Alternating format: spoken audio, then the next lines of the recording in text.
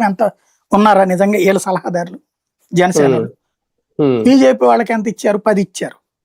దాదాపు 7% ఏమో అన్నున్నాయా ఇచ్చారు వాళ్ళ సలహాదారు పోస్టులు. ఉమ్, లేదు ఇతర టోటల్ గా డైరెక్టర్లు అన్ని లెక్క తీయండి ఇప్పటిదాకా ఎన్ని నియమించారు, ఆ పర్సెంటేజ్ ప్రకారం ఇచ్చారా? లేదు. వాస్తవంగా చెప్పాలంటే ఏదో 2, 3 దక్కుతున్నాయి. దక్కనోళ్ళ అసంతృప్తి రోజు రోజుకి పెరిగిపోతుంది. వాళ్ళకి పార్టీ పదవులు ఇప్పుడు తెలుగుదేశం కూడా ఏమంటుంది, లోకేష్ గారు కూడా త్వరలో పార్టీ పునర్వ్యవస్థీకరణ ఇవన్నీ ప్లాన్ చేస్తున్నారు.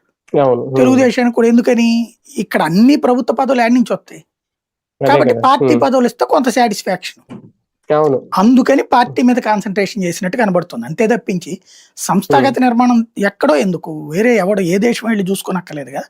నీ మిత్రపక్షమైనట్టు తెలుగుదేశాన్ని చూసుకో, మొన్ననే మెంబర్షిప్ డ్రైవ్ పూర్తి చేశారా? ఆ తర్వాత ఇప్పుడు బూతుల కమిటీలు ఇట్లాంటివన్నీ ప్రమాణ స్వీకారాలు చేయించారా మొన్నే లోకేష్? సంస్థాగత నిర్మాణం ఎట్ట చేయాలో తెలుగుదేశాన్ని చూసి నేర్చుకోవాలి. ఒకప్పుడు కాంగ్రెస్ కూడా అట్లాగే ఉండేది సంస్థాగత నిర్మాణం, ఇప్పుడు వాళ్ళు ఫెయిల్ అయ్యారు. భారతీయ జనతా పార్టీ సంస్థాగత నిర్మాణం చేసుకుంటుంది, శక్తి కమిటీలు అంటూ బూత్ లెవెల్ కమిటీల దగ్గర నుంచి అనేక కమిటీలు వేసుకొచ్చుకుంటుంది. అది కూడా వాళ్ళు రాష్ట్ర స్థాయి కమిటీ అంతా.